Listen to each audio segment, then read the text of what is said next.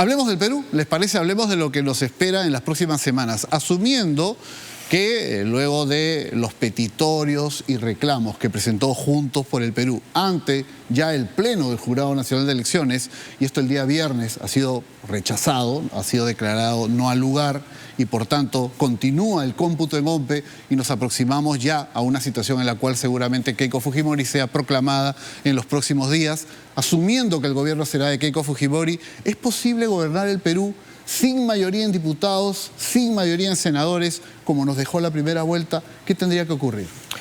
Claro que es posible y tenemos varios antecedentes. Si recordamos la composición parlamentaria cuando ganó Toledo, cuando ganó Alan García en el 2006 o incluso con Humala el 2011, notamos que hubo coaliciones, hubo alianzas en el Parlamento y no necesariamente se requiere una mayoría a eliminar. Lo que sí se requiere son acuerdos políticos en el Parlamento, y creo que hay una variable importante también más allá de la dinámica ejecutivo-legislativo, y ojalá se acelere el Jurado Nacional de Elecciones porque faltan solo 5 semanas para asumir el cargo y hay todo un trabajo de transición, digamos, y eso es importante. Pero decía que hay un segundo nivel porque estamos, Pedro, dentro de un gran ciclo electoral. Y en octubre vamos a tener elecciones ya tenemos candidatos a la municipales y regionales. Entonces, en agosto y septiembre vamos a estar en campaña electoral y también hay unos ejes, digamos, de dinámica política entre el gobierno central y los gobiernos regionales. Así que creo que el tablero se va a terminar de presentar recién en noviembre. Claro, porque yo también imagino que los partidos que serán de oposición lo que buscarán es mantener un perfil de aquí a la elección municipal y regional, es decir, no entregarse, no actuar de una forma pro-ejecutivo fujimorista, si acaso hay un interés electoral en las municipales y regionales. Pero el fujimorismo cuenta con operadores capaces de establecer puentes, nexos en diputados, en senadores, donde no tiene mayoría. Bueno, yo creo que ahí, si no los tiene, va a tener que forjarlos, ¿no? Y creo que si algo ha acumulado Fuerza Popular en estos 20 años en el Parlamento es alguna experiencia en ese ámbito, donde quizás sufra es en el ámbito subnacional, ¿no? Ahí, digamos, yo te diría que son cuerdas separadas. En general, históricamente, el ámbito subnacional no le ha sido favorable a Fuerza Popular e incluso al fujimorismo, incluso en los 90. Entonces, creo que ese ámbito va a tener que, digamos, ver cómo negocia, pero en el ámbito parlamentario, yo te diría que va a tener que forjar esa coalición a la que se refería Jeffrey, porque evidentemente no puedes gobernar con un Congreso, o más bien sin un anclaje parlamentario suficientemente sólido para poder implementar las políticas que quieras. Ahora, el Congreso lo primero que le va a decir a Keiko Fujimori es ¿cómo va a ser tu gabinete? ¿Quién es tu presidente del Consejo de Ministros? ¿Cuál es la propuesta de equipo de gobierno para que a partir de ello se vea si es posible o no establecer algún grado de apoyo en políticas y en determinados momentos? ¿Cuál debería ser el perfil de ese jefe del gabinete? No estamos dando nombres, sino hacia dónde debería orientarse yo te diría, el fujimorismo. No solo el Parlamento, creo que la opinión pública en general le va a pedir algo que no la encajone digamos, en lo que es su zona de confort, digamos, ¿no? Entonces, creo que va a tener que girar, va a tener que abrir cancha, va a tener, no necesariamente, hoy había una encuesta de Ipsos en Perú 21 que hablaba el perfil de los ministros, y claro, ahí te hablaban en gran mayoría de políticos, ¿no? Políticos experimentados. Yo diría no necesariamente, porque además ahora políticos experimentados los encuentras quizás en el retiro, ¿no? Porque, digamos, ¿qué político experimentado puede haber en Obras o en Juntos por el Perú, por ejemplo, ¿no? En consecuencia, yo te diría que es alguien con sensibilidad política lo que se requiere. Con lectura política, no solo profesional. Claro, y que sea... no solo un cuadro técnico. Y que para empezar tenga en claro que lo que tiene es la necesidad de forjar una legitimidad política. La legitimidad electoral la tiene. Yo he escuchado a algunos colegas que en otro espacio dicen, no la tiene porque gana por muy poco. Digamos, las urnas te han dicho que has ganado y creo que ya la tiene. Lo que tiene que terminar de forjar es la legitimidad política y ahí va a tener que abrir cancha, ¿no? Pero ¿cuál debe ser el perfil de ese de esa cabeza de equipo ministerial para que a su vez precisamente pueda plantear ante el país la posibilidad de un gobierno que no naufrague o no se vea constantemente contra la pared como ha ocurrido con los ejecutivos que hemos visto en los últimos 2 años, ¿no? Creo que el gran liderazgo lo tiene que asumir la propia Keiko Fujimori. Ese es un punto. Y la parte del gabinete va a ser el segundo gran gesto importante después de la elección. El primero es la reacción a los resultados electorales. Y ahí creo que en líneas generales ha habido bastante prudencia y creo que se está llevando la cuestión, digamos, con relativo orden. El segundo gran gesto es lo que va a representar ese gabinete. Y creo que más allá del perfil del presidente del Consejo de Ministros es la composición. Es todo el equipo. Es todo el equipo. Y de alguna manera el gesto, creo yo, debería comprender, por un lado, claro, la consolidación de los perfiles de lo que representa su propuesta programática, pero también suplir dónde están las mayores deficiencias, digamos, o limitaciones, y tener, la política es muy antropomórfica, sobre todo cuando la institucionalidad es baja. Entonces, no solo son los perfiles, sino lo que representan esas personas. A veces yo escucho algunos colegas que dicen, tiene que ser un gabinete muy técnico, y los ministros de Estado son por definición políticos. Así es, por Tienen supuesto. que tener un dominio técnico, por supuesto, pero por sobre todo tienen que estar en capacidad,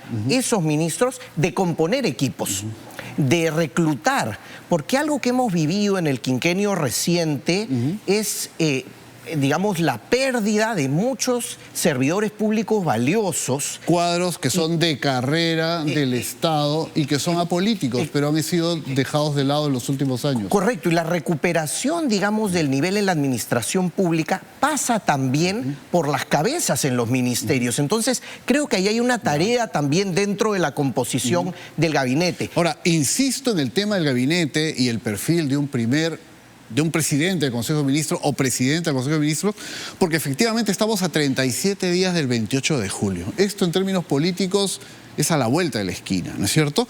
Entonces, ¿basta solo convocar a fujimoristas de distintas generaciones? No, creo que sería un error y creería que no van a cometer un error así. Creo que, como decía José Carlos, tienen que abrir la cancha. ¿Y abrir la cancha qué implica? Implica que uno puede mantener una línea que haya propuesto, pero que puede abrir, digamos, el espectro para convocar a unas personas y mostrar un nivel de cercanía, sobre todo con espacios de debate público y geográficos donde hay mayor distancia, digamos, respecto al resultado electoral y respecto de la propia propuesta programática. O sea, mirando Entonces, al centro y mirando al sur.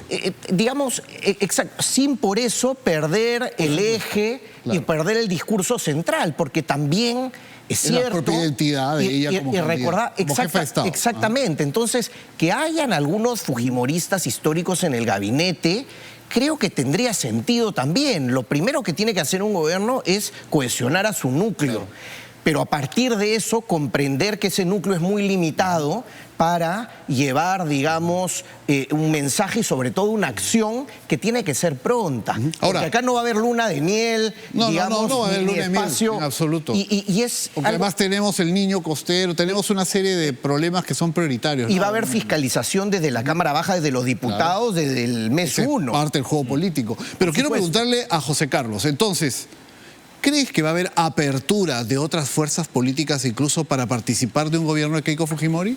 Tú dices para aceptar... Por ejemplo, indicaciones suyas, digamos. en el caso de los seguidores de López Aliaga o incluso el Buen Gobierno. Bueno, eso yo creo que tendría que limitarse sobre todo al Parlamento. Yo no creo que En el necesariamente Ejecutivo. el acuerdo en el Parlamento tenga que incluir una cuota, ¿no? Han habido distintos modelos. Por En supuesto. 2001 Toledo le dio una cuota al FIM. Así es. Pero Ellos tenían en un pacto de 2006 gobernabilidad. Exacto, pero en Firmado, 2006 así el es. acuerdo con García fue básicamente un apoyo parlamentario de Fuerza Popular.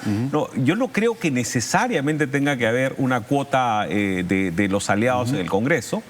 Y creo que lo fundamental, yo concuerdo plenamente con lo que decía Jeffrey, y agregaría que no puede ser una apertura contra natura, digamos, ¿no? O sea, tampoco no sé, gente... Que se jalen un ministro de propio, obras. No sé, pues que de pronto Roberto Sánchez termine de ministro. Ajá. No, sería eso no ocurre. algo absolutamente, digamos... Por el que no país, sería ¿no? ningún- En aras de la unión y del consenso. Claro, digamos, No ocurre. pero no creo, yo creo que es algo que, digamos, sería muy forzado, ¿no? Algo muy forzado, Ahora, no creo que tenga... señor director, póngame tracción, la ¿no? composición de la Cámara de Senadores simplemente como fondo para que podamos conversar con nuestros invitados acerca de qué tan factible puede ser que el fujimorismo obtenga la presidencia del Senado o la presidencia de la Cámara de Diputados. En anteriores gobiernos, cuando se inauguraban, si no tenían la mayoría, se concedía que la primera mesa directiva sea presidida por alguien que pertenecía al partido de gobierno, ¿no? Lo vimos con Toledo, lo vimos con García, lo vimos con Humala, ¿no? Y bueno, incluso luego en algunos casos se ve complicando la figura, pero ¿podría esto ocurrir o no? Si vamos a ver la composición del Senado, por ejemplo, ahí vemos que Fuerza Popular y Renovación son la mitad, pero no hacen mayoría. Requieren, si asumimos que Juntos por el Perú, Obras y Ahora Nación conforman un bloque de izquierda, pues requerirían que el buen gobierno incline la balanza hacia algún lado. Entonces, ¿es factible esto? Comienzo contigo yo. Factible es, pero creo, a ver, que... ¿Sería bueno, positivo? Son situaciones distintas en senadores que en diputados. En la Cámara de Diputados es una composición cuantitativa distinta y creo que lo más probable es que la oposición tenga la mesa directiva. Todo indica que la oposición va a tener la mesa de y lo diputados. presida porque así está, digamos, la correlación de fuerzas. Vamos a poner diputados y acá para que los números. la gente vea los números en casa y si quieres ayudarte en ellos también, un poco en lo que vienes desarrollando. Correcto. En senadores es distinto porque en senadores tiene más potencia el fujimorismo y como bien señalabas, junto a Renovación tiene la mitad, pero la mitad requiere que algún voto de alguna de las otras cuatro Por supuesto, por eso todos miran al buen gobierno, ¿no? Exactamente. Y siempre que asuma López Aliaga para que pueda dejarle el sitio al accesitario, porque si no asume, también estamos ahí en una especie de limbo, ¿no? Efectivamente. Entonces, creo que todavía es incierto y creo que es incierto también porque no queda claro el liderazgo opositor, por un lado. ¿Quién es el líder de la oposición hoy? No está claro. No está ¿Y quién tiene el liderazgo en cada bancada? Quizá en Ahora Nación es más claro, López Chau... en el Senado. No, podría ser, pero en el caso de Nieto, con Buen Gobierno, él no está directamente en el Parlamento. En el caso de Renovación, debería ser López Aliaga, pero señala que no va a asumir el cargo. Entonces, creo que es muy importante para efecto de las negociaciones políticas, en el mejor sentido del término, tener claro quiénes son las cabezas o los liderazgos que van a llevar a cabo esas negociaciones. O sea que lo más probable creo que es que hay incertidumbre todavía en algunos espacios. Conforme nos aproximemos a la quincena o al 26, que es cuando se instala el nuevo Congreso, es que tendremos claro quiénes podrían presidir estas mesas directivas, ¿no? De pronto, incluso te diría, Carlos, Pedro... vamos a poner aquí diputados, señor director, para que también nos ayude como parte del análisis, lo que señalaba Jeffrey. Fuerza Popular es 41 y Renovación es 15. No llegan a la mitad. Entonces ahí ya entra otro juego, ¿no es cierto? Claro, y te decía que tú decías conforme nos acercamos al 26, pero recordemos que muchas cosas se han decidido en la víspera. O sea, He querido ser amable, mi querido el 25, José o sea, Carlos. cuando se forme, yo creo que esto vamos a tener mayor claridad cuando veamos quiénes compiten, ¿no? Y efectivamente creo que que diputados es más probable que lo termine ganando la oposición. Senado quizás lo termine ganando el oficialismo. Pero ahí nuevamente el rol clave va a ser el de buen gobierno sin saber quién va a ejercer el liderazgo, ¿no? Sobre todo en el caso de senadores. Buen gobierno tiene un rol clave en el Senado para definir quién va a tener a su cargo la mesa directiva. Y ahí quizás todos los críticos de Jorge Nieto con su posición de no tomar partido, creo que si algo logró con esa decisión fue preservar su calidad de bisagra, ¿no? Entonces, sea con el triunfo de uno o de otro, él podría haber sido y va a terminar siendo alguien si uno determinante, tiene en cuenta que el manejo del legislativo lo ejerce la mesa directiva, sea de diputados o senadores, es evidente que quien presida estas mesas va a jugar un rol clave en la gobernabilidad del régimen que inicia. Si es el buen gobierno o si es otro grupo político, se va a ver en el camino, pero lo cierto es que aquí se ve que la oposición realmente va a tener un arma, en el mejor de los sentidos, para también presionar y pararse frente al Ejecutivo, ¿no? Lo cual debería echar por tierra todos estos temores en torno a lo que se viene con un gobierno del fujimorismo a partir del 26, ¿no? Y yo la verdad prefiero esperar y ver. He visto muchas... ¿Tú dirías que esa es la evidencia de que no puede pues cooptar yo no creo que todos pueda estos cooptar tanto, espacios? e incluso lo que se le atribuye a Le va haber a costar. costado ahora, digamos, hay la posibilidad de renovar. Incluso el TC, por ejemplo. El TC, bueno, ahora tendríamos que reemplazar al TC. La Defensoría tendríamos que reemplazar pronto al... Y eso, el BCR. Directores. Y eso requiere Los votación directores calificada, ¿no? Claro. Efectivamente, y creo que si bien se habla bastante del Senado por la potencia que tiene, por el poder que tiene a nivel legislativo y de designación de funcionarios, que es fundamental, es importante ver ambas cámaras, porque en diputados no solo está la iniciativa legislativa, sino el control político. Así es, las la interpelación y la censura de ministros está en diputados. Y yo creo que eso, sobre todo en la primera etapa del gobierno, donde se marca la cancha, va a ser importante para la dinámica parlamentaria, para la dinámica de la relación con el Ejecutivo y nuevamente para forjar quiénes son los líderes opositores, que es todavía un interrogante. ¿Quiénes son en el Parlamento, me refiero? Claro.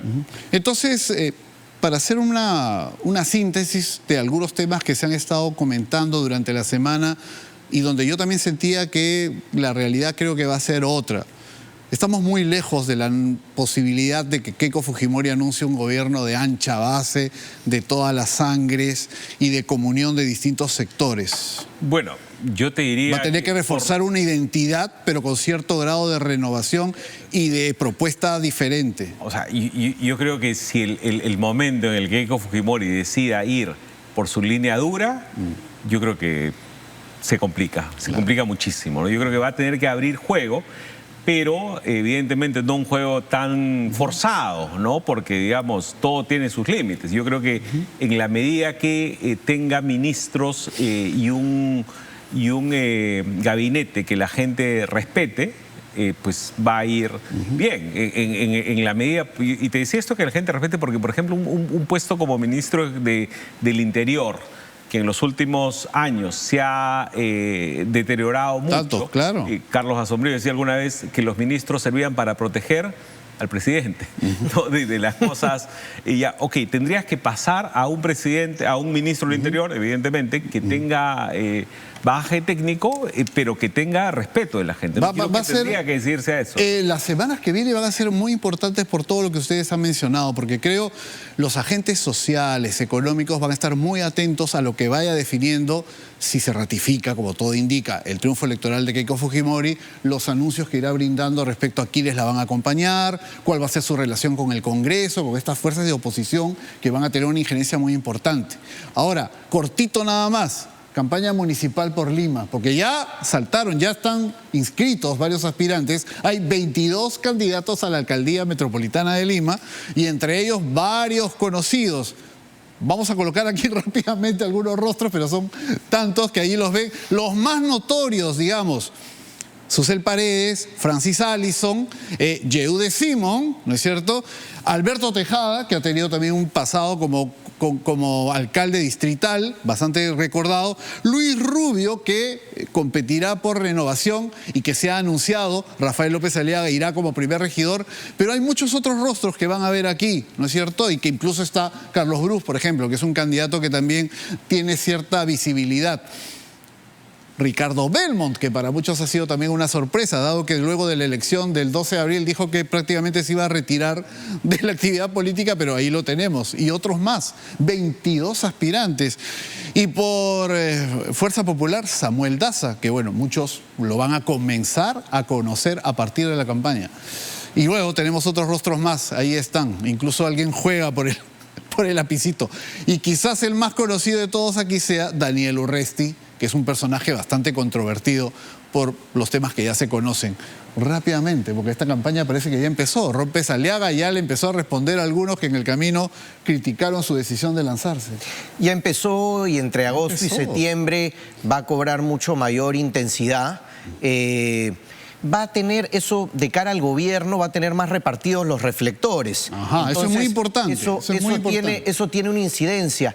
Pero la otra cara de la moneda es que son elecciones municipales y regionales. Y en el Parlamento sí van a haber intencionalidades para alinear, digamos, ciertas campañas regionales. Recordemos, Pedro, que en la dinámica política, en la discusión del debate público en muchas regiones, pesa más la elección del gobernador que los senadores o los diputados. Entonces, incluso algunos alcaldes provinciales. Entonces, en la dinámica política de muchas regiones van a haber presiones también sobre el Congreso. Y yo creo que la demagogia y el populismo que puede haber entre agosto y octubre tiene un vaso comunicante también con las elecciones municipales y regionales. Se va a discutir y aprobar presupuesto el próximo año. Correcto. Cortito, José Carlos. Y puede venir el niño fuerte. No, sí, va a venir, de todas maneras. Y en esa medida creo que es fundamental, creo que alguna ventaja o algo van a tener las fuerzas que tengan presencia en el Parlamento, ¿no? Acá, por ejemplo, no ha aparecido o aparece muy el nombre de Juntos por el Perú en Lima. Puede ser alguien no tan conocido, el señor Osvaldo Vargas. Pero a nivel de regiones, creo que los que, digamos, tienen una ventaja, por ejemplo, respecto a otras fuerzas políticas, ¿no? Acá más bien lo que ha faltado mucho es el Partido del Buen Gobierno, que es un partido que ha tenido un candidato fuerte como Jorge Nieto, pero cuando se hace una... Y con votación alta en Lima, ¿no? Con votación alta en Lima, votación en distritos donde ha ganado en Lima, ha estado muy cerca de ganar en primera vuelta, y en otras regiones donde también ha tenido una votación bastante interesante. Los candidatos del Buen Gobierno no han aparecido. Ahí te das cuenta este desfase entre política nacional y subnacional. Y no hablemos de Carlos Espa, que estuvo en punto final, que es un candidato que ha tenido notoriedad en la primera vuelta, nada despreciable, 500.000 de votos en primera vuelta, y que ahora se ha erigido como un actor político en la discusión. Y tampoco he visto candidatos del partido de Carlos Espa que hayan aparecido en estos días. Así es. Incluso los partidos, digamos, más grandes, vemos que no presentan listas en varias regiones. Entonces, lo que tenemos es nuevamente la ratificación de la debilidad institucional y descentralizada de nuestras organizaciones políticas en la mayoría de los casos. Bueno, como ha quedado claro, hay muchos temas para discutir, hay semanas que son decisivas, son solo 37 días hasta el cambio de gobierno y vamos a tener oportunidad de nuevamente conversar con ustedes, así que les agradezco mucho que en un día tan importante se hayan dado el tiempo de venir en vivo. Un gusto. José Carlos, nuevamente gracias. Encantado, Pedro. Te hemos tenido antes aquí y también, por favor, Jeffrey, placer. nuevamente. Y como vemos, el tema municipal, regional, va a jalar reflectores, sin duda, de lo que es la labor del Ejecutivo, pero donde van a estar muy concentrados es en diputados y en senadores.